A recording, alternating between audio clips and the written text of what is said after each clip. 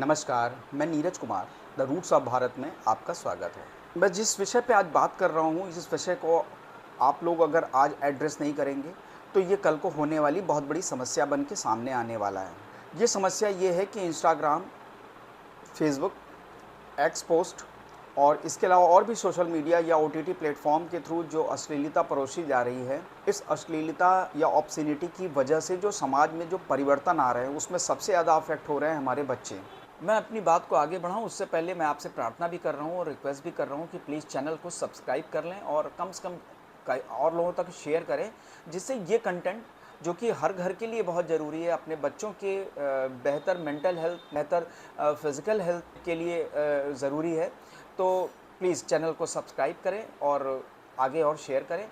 अब हम लोग ने अभी रिसेंट में जो पेपर्स की न्यूज़ देख रहे हैं, तो 2 घटनाएँ ऐसी घटी, जिसमें कि पहली घटना जो उत्तर प्रदेश के संभल से आई, जहाँ पे 2 बहनें मिलके एक ऐसी अश्लील सामग्री परोस रही हैं, जिसकी वजह से वहाँ के लोगों के बच्चे बहुत अफ़ेक्ट हुए और उन्होंने इस बात की कंप्लेंट पुलिस में की कि इस तरह के कंटेंट को बंद किया जाए। दूसरी घटना जो है वो बदायूं की है, जहाँ पे एक हस्बैंड वाइफ इंस्टाग्राम के माध्यम से इस तरह के कंटेंट को बना रहे थे। इससे एक बात तो ये साबित हो गई कि इस तरह के कंटेंट बनाने वाले तो नंगे हैं ही, साथ में इनको देखने वाले या इनको फॉलो करने वाले भी उसी स्वभाव या उसी नेचर के हैं। तीसरी घटना जो कुछ समय पहले यूट्यूब पे आई, जब एक यूट्यूब चैनल पे एक यूट्यूबर ने अपने एक प्रोग्राम में एक फीमेल यूट्यूबर के साथ मिलके एक प्रोग्राम बनाया और जिसमें गाली-गलौज इस स्तर पे गया, जहाँ माँ-बाप के प्रति बच्चों के साथ जैसे दुर्व्यवहार करने की बात की गई। और इसमें एक और यूट्यूबर जिनके कि पॉडकास्ट भी आते हैं, मैं उनका नाम नहीं लेना चाहूँगा, वो भी उसमें इन्वॉल्व थे। बात सिर्फ यूट्यूब पे कंटेंट को दिखाने की नहीं है, आप किस तरह का कंटेंट दिखा रहे हैं। पैसा कमाने के तो बहुत से रास्ते हो सकते हैं, इसका ये कतई मतलब नहीं है कि आप ऐसे रास्ते अपनाएं जिससे कि पैसा आपको आसानी से मिले, लेकिन उसके परिणाम स्वरूप आप समाज को पूरा ध्वस्त करने के लिए बैठे हुए हैं। दोष इन बच्चों का जो ये यूट्यूबर हैं, उनसे कहीं ज़्यादा उनके माँ-बाप का है, जिन्होंने ऐसे बच्चों को जन्म दे के इस तरह की शिक्षाएँ दी, जो इस तरह के कंटेंट को बना रहे हैं। सुनने में बुरा लगता है, लेकिन इसमें वो माँ-बाप दोषी हैं, जिन्होंने इस तरह के बच्चों को जन्म देने के बाद ऐसी-ऐसी शिक्षाएँ दी, जो इस तरह के कंटेंट को बनाने के बाद उन्हें शर्म भी नहीं आ रही है। वो कोर्ट में खड़े होकर अपने को जस्टिफाई कर रहे हैं, उसको प्ली कर रहे हैं। इस वीडियो को आप अंत तक देखिए, जिसमें कि अभी मैं और भी इन्फॉर्मेशन जो विश्व स्तर पे रिसर्चेज़ हो रही हैं उसके बारे में बताऊंगा, उसको भी आपको जानना बहुत ज़रूरी है। तो जिस यूट्यूबर की बात मैं कर रहा हूँ, तो हम सभी लोग यूट्यूब चैनल देखते हैं, बहुत सारे पॉडकास्ट देखते हैं। जिस यूट्यूबर की बात कर रहा हूँ, तो जब मैंने कुछ बच्चों से बात की, तो उन्होंने बताया कि उनके क्लास के ज़्यादातर बच्चे उस यूट्यूबर को पहले से फॉलो कर रहे हैं, और जिसके बारे में मुझे उस समय जानकारी हुई जब ये केस कोर्ट में गया। कोर्ट में इसने संज्ञान भी लिया और बहुत ही जल्दी, कुछ ही दिनों पहले कोर्ट ने ये कहा कि सरकार इसके ऊपर एक कानून बनाए, जिससे कि इसको नियंत्रित किया जा सके। उस यूट्यूब चैनल में एक लड़की भी आती जो उसी तरह की भाषा बोलती है। उस लड़की के माँ-बाप कैसे हैं, ये सोचने वाली बात है। हम इस पे जब आगे रिसर्च कर रहे थे, तो हमने ये पाया कि अभी आज जब मैं ये बना रहा हूँ, तो 2 दिन पहले ऑस्ट्रेलिया ने एक कानून पास किया है, जिसमें 16 साल तक के बच्चों के लिए यूट्यूब चैनल, एक्स, फेसबुक या और सोशल मीडिया प्लेटफ़ॉर्म बैन कर दिए गए हैं। और शायद इसकी आवश्यकता अब भारत में भी है। सिर्फ भारत ही नहीं, ये विश्व के सारे देशों के लिए एक बहुत बड़ी चुनौती बन चुका है। जब से ओटीटी प्लेटफ़ॉर्म यानी ऑन द टॉप प्लेटफ़ॉर्म आया है, जिसमें कि नेटफ्लिक्स है, प्राइम वीडियो वगैरह है, उसके अलावा और बहुत सारे हैं। और यहाँ तक कि मुझे नाम लेते हुए भी ख़राब लग रहा है कि बालाजी टेलीफ़िल्म्स ने भी एक ओटीटी प्लेटफ़ॉर्म, एक चैनल शुरू किया, जिसमें इस तरह की सामग्री भी दी जाती है।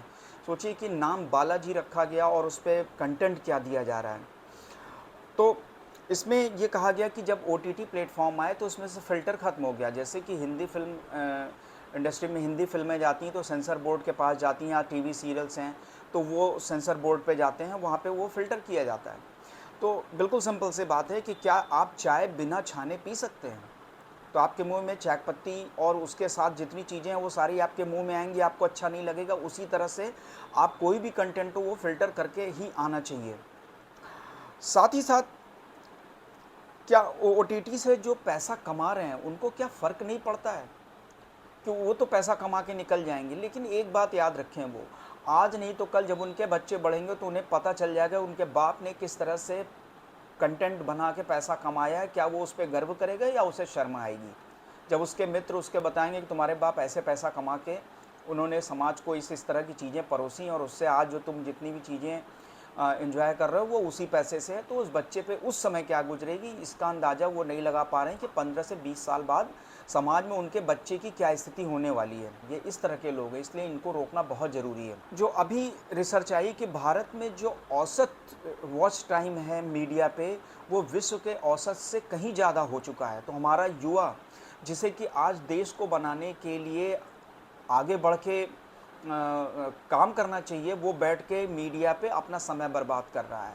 वो अपना वॉच टाइम उसका मीडिया पे उन ऑब्सोलीट या यूज़लेस चीज़ों को देखने में जा रहा है, जिसकी जीवन में कोई इम्पोर्टेंस ही नहीं है। इसकी चपेट में बच्चे, युवा, प्रौढ़, यहाँ तक कि घर की स्त्रियाँ तक इसकी चपेट में आ चुकी हैं और आए दिन जो घटनाएँ आप देखते हैं कि कोई 2 बच्चों की माँ या 2 बच्चों का पिता और अपने परिवार को छोड़ के भाग गया, तो आप ये सोचिए कि ये जो आपके अंदर उत्तेजना पैदा हो रही है, ये आपको किस तरफ ले जा रही है।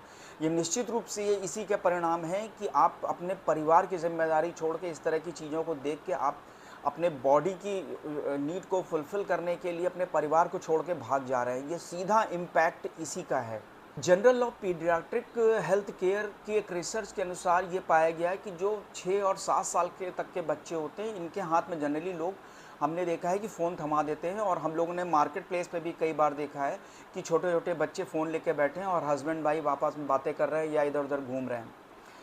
तो ये जो हेल्थ केयर पे रिसर्च आई उसमें उन्होंने बताया कि ये बच्चे रियल और वर्चुअल के बीच में कोई फ़र्क नहीं कर पाते हैं और ये वर्चुअल जो लाइफ है उसको वो रियल मान बैठते हैं और उसको वो जस्टिफाई करते हैं, जिसमें कि ये दिक्कत सामने आई कि जब ये अश्लील या ऑब्सीन कंटेंट देखते हैं तो वो मान के चलते हैं कि शायद अ, ये इस तरह की जहर को जन्म देता है जिसकी वजह से इनके जो बॉडी के इंटरनल जो मैकेनिज़्म है वो हिंसा की तरफ प्रेरित होती है और यौन संबंधों की तरफ प्रेरित होती है। तो इस तरह की अश्लीलता को ये कई बार एकदम नेचुरल मानते हैं या उसको सहज मान के देखना शुरू करते हैं और ये 6-7 साल का बच्चा जब 12-13 साल तक पहुंचता है तो वो जस्टिफाई कर चुका होता है कि ये सारी चीज़ें शायद रियल वर्ल्ड की हैं। तो इस पे ध्यान देने के लिए हम लोगों को काम करना होगा। जो बच्चे और युवा हैं वो इस तरह की जब ऑब्ससीन या किसी को यातना देना या दुष्कर्म जैसी कोई चीज़ें देखते हैं, तो उसका जो मानसिक जो स्वास्थ्य होता है वो या तो वो रिस्क पे जाता है या वो खतरे में होता है। ब्रिटेन में एक रिसर्च की गई जहाँ पे इंग्लैंड और वेल्स में ये देखा गया कि जो बच्चे हैं उनके अंदर इस तरह की प्रवृत्ति, हिंसक प्रवृत्ति या लोगों के प्रति दुर्व्यवहार करने की प्रवृत्ति या सेक्स करने की प्रवृत्ति बहुत तेज़ी से बढ़ी है।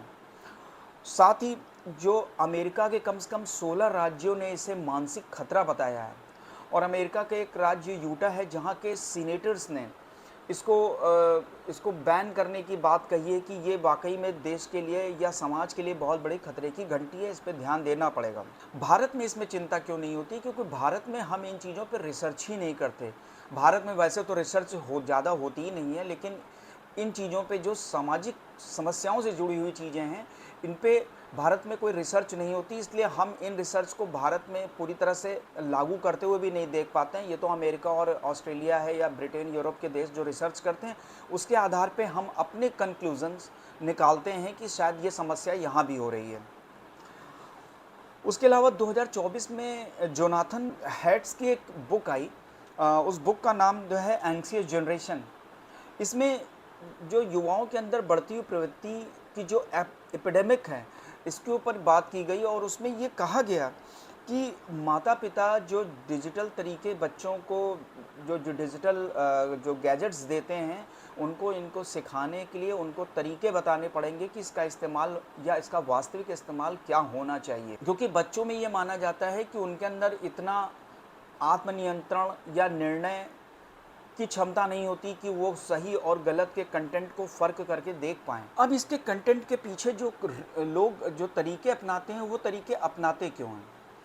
कि इनके जो स्टैंड अप कॉमेडियन हैं या इस तरह के जो ओटीटी प्लेटफ़ॉर्म पे जो फ़िल्में आती हैं, जो वेब सीरीज़ आती हैं, तो ये इसमें गालियों का इस्तेमाल करते हैं। इसके कारण क्या हो सकते हैं? तो मुझे याद है कि कुछ ऐसे पुराने शायर और कुछ लोगों ने ये कहा कि जब आदमी किसी व्यक्ति के अंदर कंटेंट ख़त्म हो जाता है या अपनी बात को वो कम्युनिकेट नहीं कर पाता है, तो वो गालियों का सहारा लेता है।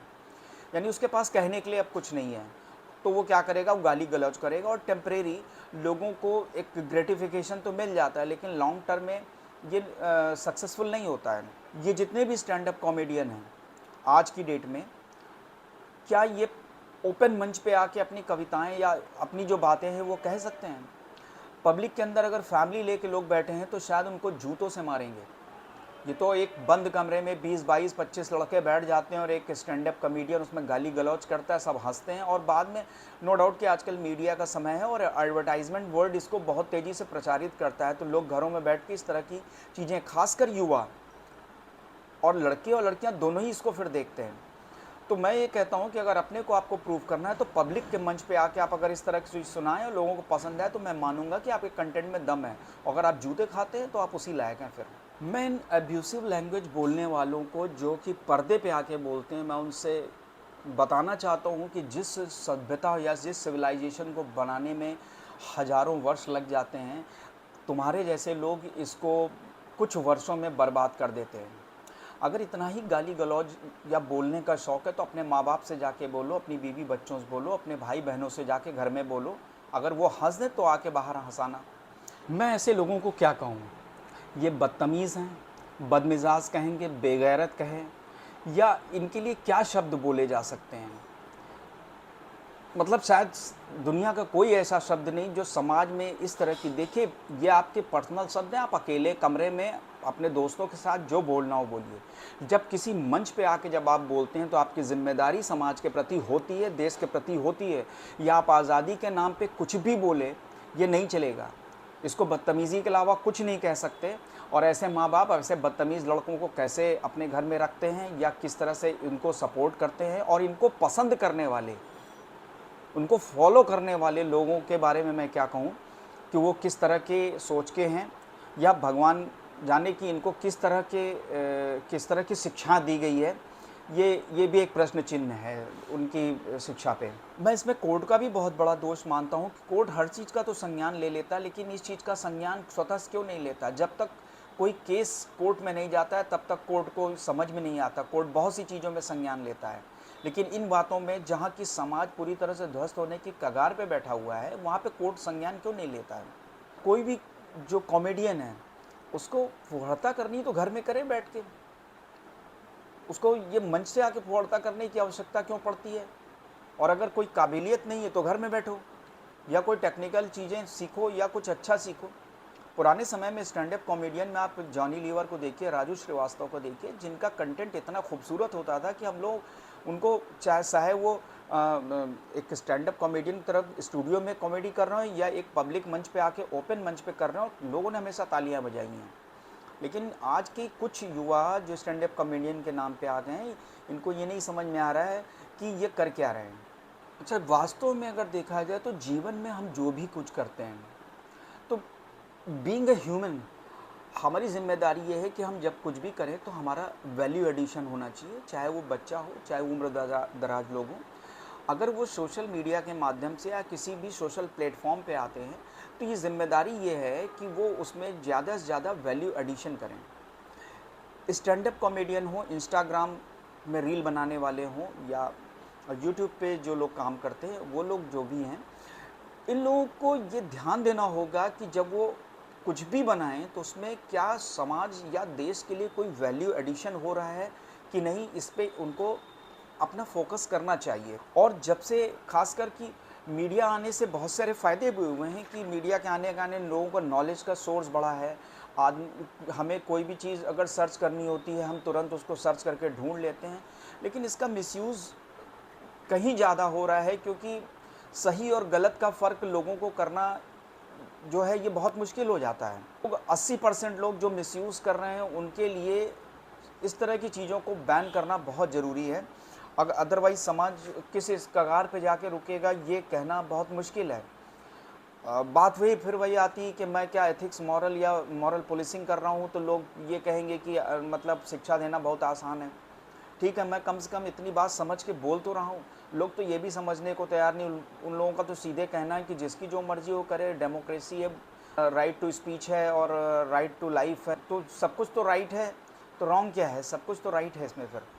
लेकिन अगर मेरे ऊपर प्रभाव पड़ेगा या भविष्य में मेरे बच्चे पे प्रभाव पड़ेगा तो मैं बोलूँगा ही, या वो सभी लोग जो बोलते हैं उन्हें बोलना ही चाहिए। कुछ समय पहले एक सीरीज़ आई थी, उस पे मुझे उस समय मैं नौकरी में था, तो जो यंग जनरेशन कुछ लड़के थे, तो उनसे मैंने पूछा कि यार आजकल ये बहुत नाम चल रहा है, ये है क्या कर? तो उन्होंने कहा साहब बहुत मस्त चीज़ आ रही है, इतनी फ़्लो में गाली देता है कि मज़ा आ जाती है।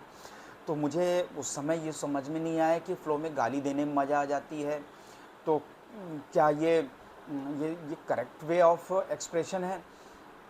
और कुछ दिनों बाद जब करीबन 2 साल बीते, उसके बाद जब उनसे बात हुई तो कहने लगे सर बड़ी दिक्कत ये हो रही है कि आजकल फैमिली के साथ देखो तो कभी भी कुछ भी हो जाता है, वो कुछ भी गाली देने लगता है तो सर वो हो जाता है, मतलब ये देखा नहीं जाता है। तो मुझे हँसी आई कि अभी 2 साल पहले यानी अकेले देखोगे तो मज़ा आएगा, फैमिली के साथ देखने में मज़ा नहीं आ रहा है।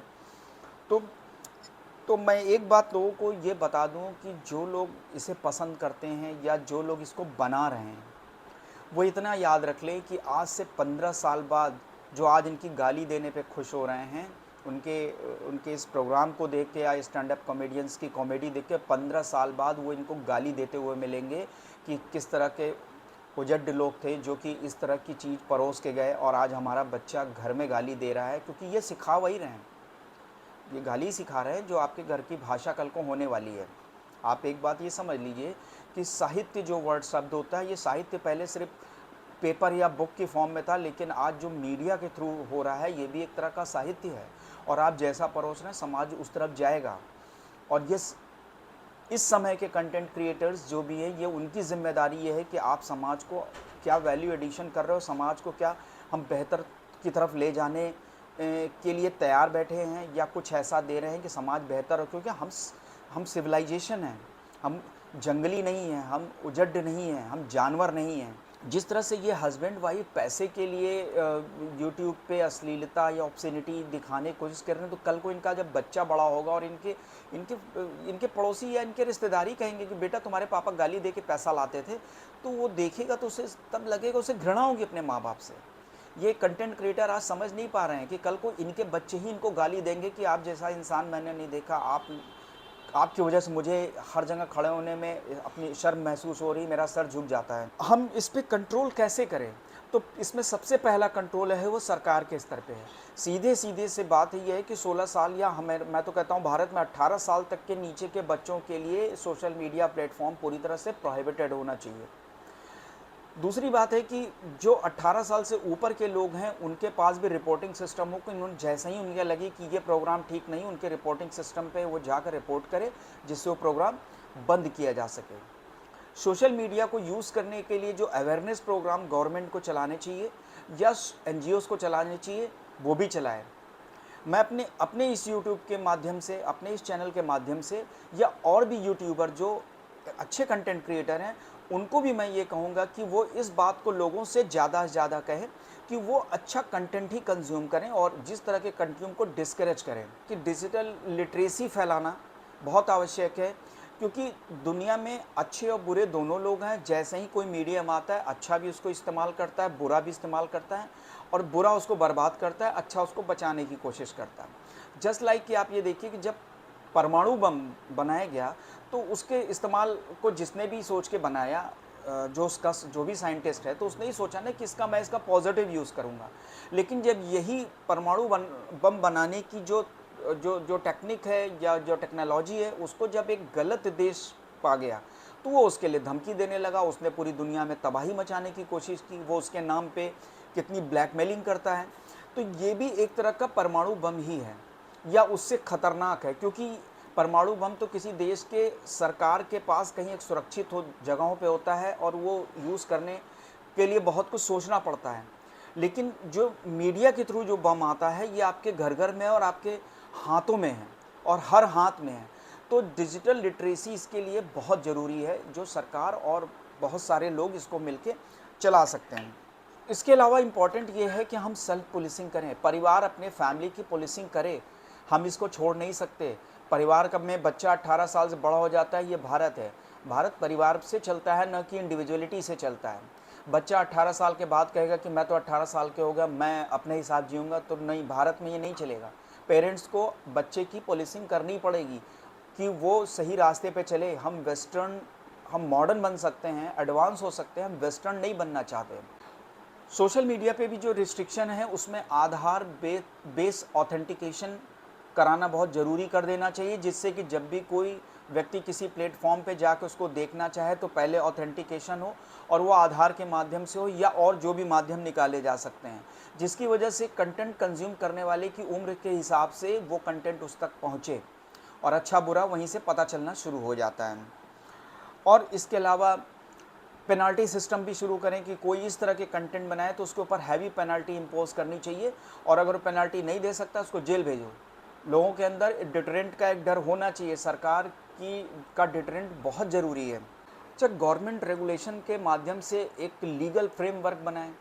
दूसरी चीज़ ये है कि रिपोर्टिंग होने के 48 से 72 घंटे पे इस पे एक्शन हो जाए। अगर कंटेंट सही है तो ठीक है, उसे छोड़ दिया, नहीं तो उसके खिलाफ पेनाल्टी इम्पोज कर दी जाए। साथ ही जो fast track cyber crime cell बनाई जाए, जिससे कि तुरंत कार्रवाई हो सके। क्रॉस बॉर्डर कोऑपरेशन बहुत ज़रूरी है कि अगर कोई कंटेंट भारत के बजाय बाहर के देशों से आ रहा है तो उसको फ़िल्टर किया जा सके।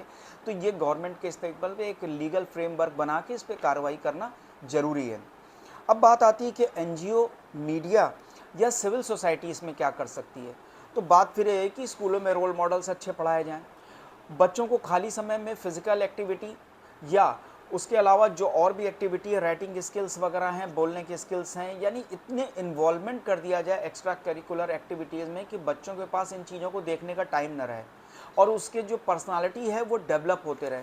प्रॉब्लम तब होती है जब आप बच्चों को खाली छोड़ते हैं। तो स्कूल में खाली समय में बच्चों को एक्स्ट्रा करिकुलर एक्टिविटी कराएं और साथ में उनको होमवर्क में भी ये एक्टिविटी दें। स्टडी की उतनी एक्टिविटी देने की ज़रूरत नहीं जितनी कि एक्स्ट्रा करिकुलर एक्टिविटी देने की ज़रूरत है। हर स्कूल का एटलीस्ट फिजिकल लेवल पर आउटडोर गेम्स की तरफ बच्चों को प्रेरित करें, जिससे कि बच्चे फिजिकली अपने को एग्जॉस्ट कर सकें। इसके अलावा जो विक्टिम्स हैं इन मीडिया में, उनको सपोर्ट सिस्टम दिया जाए। इसके अलावा कि क्लीन इंटरनेट कैंपेन चलाई जा सकती है और भी बहुत सारी चीज़ें। गवर्नमेंट लोगों से एक ओपिनियन मांग सकती है, सजेशंस मांग सकती है कि इसको किस तरह से नियंत्रण किया जाए। तो हो सकता है कि जो पेरेंट्स इससे सफ़र कर रहे हैं अपने बच्चों को लेके, वो बेहतर आपको ओपिनियन देंगे, बेहतर सजेशंस देंगे। तो इस पूरे एपिसोड को देखने के लिए पहली बात ये कि आप लोगों को बहुत बहुत धन्यवाद, और आप इस बात का ध्यान रखें कि आपके बच्चे इस तरह के ट्रैप में किसी तरह ना आएँ।